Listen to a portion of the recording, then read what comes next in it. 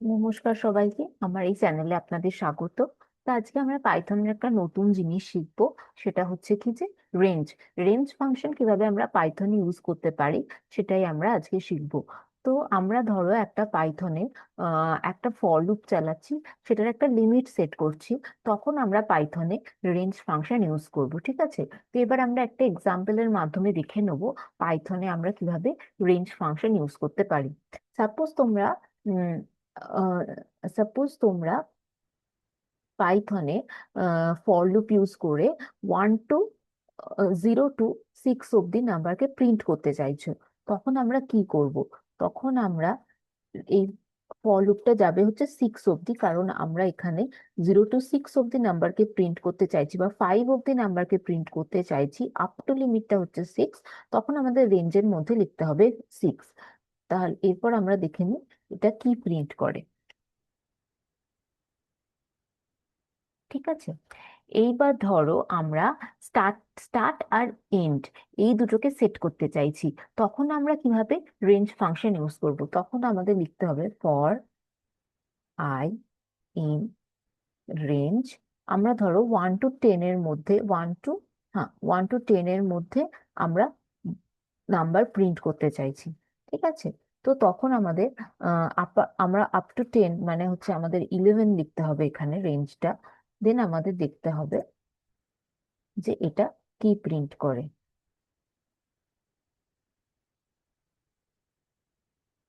এখানে আমরা starting range দিয়েছি 1, সেই জন্য এটা 0 নয়, 1 থেকে প্রিন্ট করছে আপ টু 11 অব্দি। আপ টু 11 অব্দি, তো 10 অব্দি এই জন্য এরা প্রিন্ট করেছে। তো এইভাবেই আমরা রেঞ্জ ফাংশন ইউজ করব। ঠিক আছে, এইবার ধরো তোমরা 1 to 11 মানে 1 to 10 এর মধ্যে তোমরা নাম্বার প্রিন্ট করতে চাইছো একটা করে স্টেপ জাম্প করে করে। তখন তোমাদের কি লিখতে হবে সেটাই আমি দেখাচ্ছি। ফর আই ইন রেঞ্জ, আমাদের স্টার্টিং হচ্ছে 1 আপ টু হচ্ছে 11, আমরা একটা করে স্টেপ জাম্প করতে চাইছি। সরি, আমরা একটা করে স্টেপ জাম্প করতে চাইছি, সেই জন্য আমরা এখানে দিয়েছি 2। তো 1টা হচ্ছে স্টার্ট, 11টা হচ্ছে এন্ড, 2টা হচ্ছে আমাদের এখানে যেহেতু আমরা একটা করে স্টেপ জাম্প করতে চাইছি, সেই জন্য এই 2টা হচ্ছে স্টেপ। স্টেপ যটা করে স্টেপ তুমি জাম্প করতে চাও সেইটা তুমি এখানে লিখবে। ঠিক আছে, তো এরপর আমরা এটা প্রিন্ট করব, দেখব এটা কি প্রিন্ট করছে। আমরা এক্সপেক্ট করছি এটা প্রিন্ট করবে 1 দেন 3 দেন 7, এরকম করে একটা করে 1 দেন 3 দেন 4 বাদ দিয়ে 5, এরকম ভাবে এরা একটা করে সেম চাপ করে করে প্রিন্ট করবে। ঠিক আছে, এবার ধরো সেম জিনিসেই আমরা এই 2 এর জায়গায় যদি 3 দিই তাহলে কি হবে আমরা দেখে নিই।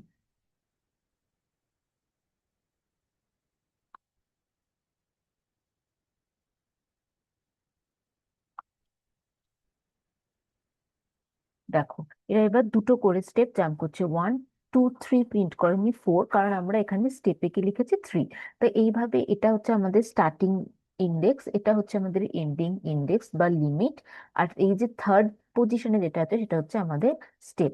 তো এবার ধরো তোমরা প্রিন্ট করতে চাও 1 to 20-র মধ্যে, 1 to 20-র মধ্যে ইভেন নাম্বারস গুলোকে আমরা প্রিন্ট করতে চাই। তখন আমরা কিভাবে করব? For i in range 1 to 20-র মধ্যে, মানে আমাদের স্টার্ট হচ্ছে 1 আপ টু 20, 20-র মধ্যে আমরা কি করতে চাই? ইভেন নাম্বার গুলোকে প্রিন্ট করতে চাই। If I modulo 2 = 0, then print I. দেখা যাক, দেখো এটা একটা করে স্টেপ এরা ইভেন নাম্বারস গুলোকে 1 to 20-র মধ্যে ইভেন নাম্বারস গুলোকে এরা প্রিন্ট করেছে। তো এইভাবেই আমরা পাইথনে রেঞ্জ ফাংশনকে ইউজ করতে পারি। ধরো আর আমরা করতে চাইছি 1 to 20-র মধ্যে যে নাম্বারগুলো আছে তার আমরা সামেশন প্রিন্ট করতে চাইছি। তখন আমরা কিভাবে করব? তো প্রথমে আমাদের এখানে ডিক্লেয়ার করে দিতে হবে সামটাকে 0, then for i in range 1 to 20,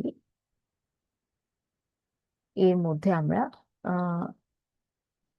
some equals to sum plus I